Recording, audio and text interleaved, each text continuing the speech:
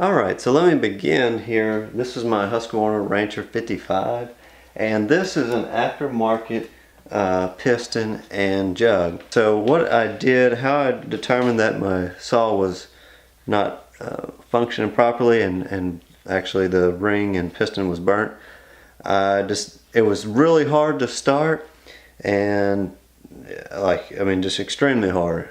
It's kind of been getting harder and harder to start, but this time I just pulled and pulled and pulled until I couldn't pull anymore. We had one more cut to make, and I just couldn't get it started the last time. So when I pulled the spark plug, I said, well, maybe this, obviously check the easiest things first. Maybe the spark plug was fouled. Well, it was not fouled. It had a little carbon on it, but it was not fouled totally. And so when I pulled that out and I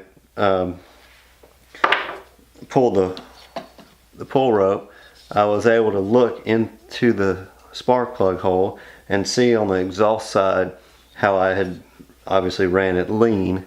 And I'm not sure we can get a good shot in there, but you can see all the scuffs inside that cylinder. Alright, so there's the inside of the jug, and you can see how on the exhaust side it's pretty scarred up.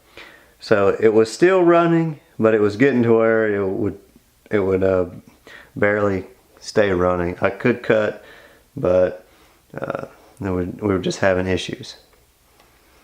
Alright, to take this jug off, I'll kind of show you what I've already done just to go through it real quick. No need to sit here and take off 8-10 screws on video, but I'll just show you how to do it, because on the last video I did on my steel, somebody had an issue with their cover. So I'll show you what I got. Okay, so the first thing, of course, you got to take these 3 screws out. That's just a Phillips. I guess you could use a flathead on that, and that you would access your spark plug with those. That takes your top cover off. So with that off, then you would have your exhaust here you need to remove, and that's 2 nuts that you would take out of the front, and then that would leave 2 studs. These studs, they just have a square head and they lock into the top of the jug right there, so they just slide out. Of course, I have my chain and bar off and this cover off. You also have to remove this stop. So that's 2 screws that you have to take off to remove that. That's 4mm on those. Now, on the carburetor side, you have 2 bolts that holds the carburetor in, and also this little plate. And then there's 2 bolts, 2 screws on the bottom side that has to be removed in order to allow this plate to be pulled back. Okay, and then on the jug you have 4 bolts. So I removed the spark plug first, then I removed those. These are all 4mm Allen. Alright, so next what I'm going to do, now that I've got the jug off, and I don't know if you can see on here, but the rings are not totally seized up. They are still on there, but the little kit this is a aftermarket kit. It's not the original Husqvarna. I have I don't know exactly, like 5 years on this kit. So I'm not sure why I'm having such issues. Maybe I'm just running them too hard in the winter, or maybe I've got them a little bit too lean. Anyway, that's what I've got going on. So now to remove this piston, I took the clip out with my needle nose pliers, and you just kind of curl it in and pull out with your pliers. That's going to help, that's going to allow the wrist pin to slide out. Okay, for this one, normally they just slide out, so I don't know if we got a little wear on our bearing, wrist pin bearing, but I had to take a 7/32 1/4" socket, deep socket, and that was able to slide through into the wrist pin hole, and then I just took a rubber mallet and tapped this out to this position. Now I was able to take some lineman pliers and finish pulling this out the rest of the way. Of course, now I've got it off. So this is the aftermarket piston after 5 years of running. I run it pretty hard. This one I've been running an 18-inch bar on it. There's definitely some wear on these on this wrist pin bearing, and there's some slack on the bottom end. Last time I rebuilt the top end, I did not replace the bottom end. So let's take a look at the bearing difference. You can see the new bearing that comes in this aftermarket kit, and this is the bearing that was in there. Quite a bit of difference, a lot more rolling surface on the old bearing. I don't know if that's why I didn't use it. I can't remember. Like I said, it's been it's probably been more than that, 6 or 7 years, but anyway. So I'm debating, these are not, and if you watch this video, I know somebody said, oh, don't use these cheap parts, and I agree.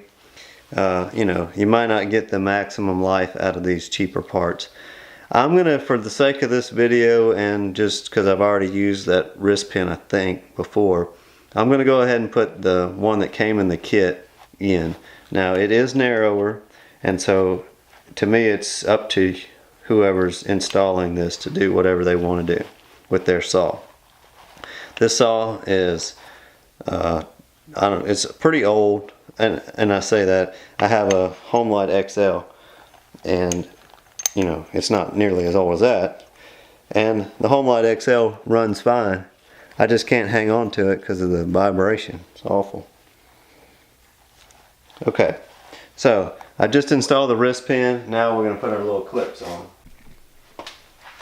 So I've got a little paper towel to cover the bottom, just so I don't have any debris go in there. And I'm no way saying that this is the best kit or you should buy this kit.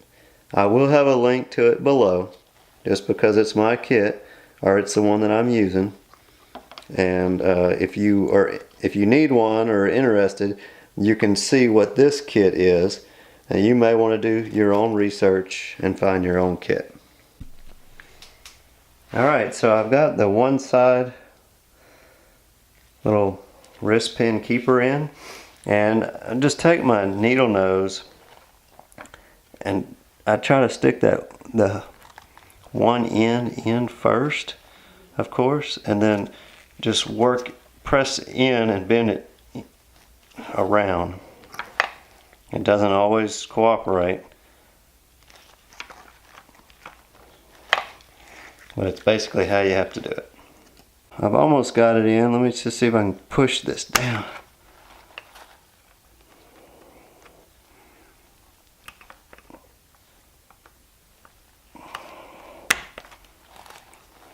Okay, now we've got it in place, and it is in. You can kind of spin it.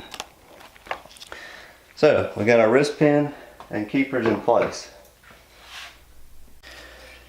Okay, so I will say this one was pretty nasty and dirty. I don't know if you can see if that's going to be in focus. All this corrosion, so I'm just going to take a wire brush and just brush that clean. Next we're going to install the piston ring, which I have already done. My camera was off. So there's a little dowel on the back of the piston, and you have to install that in the proper way for the ring to collapse and stay in that position. So once this ring is all the way compressed, then it should stay in position right there. So here is a little small, it comes in a kit, and I'll leave the link below. I bought it many years ago for compressing these piston rings. It just makes life so much easier. And you can just compress it down, and then you just slide the jug over it.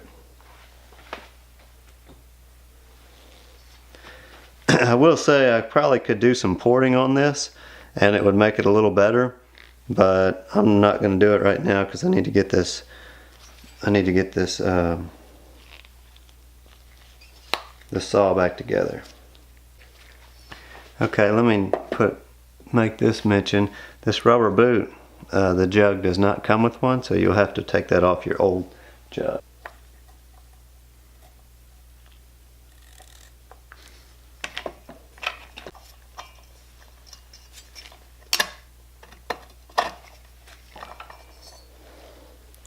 Alright, so I got the ring in.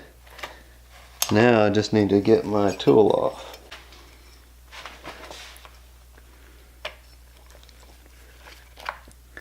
So just take a screwdriver and get your carb boot .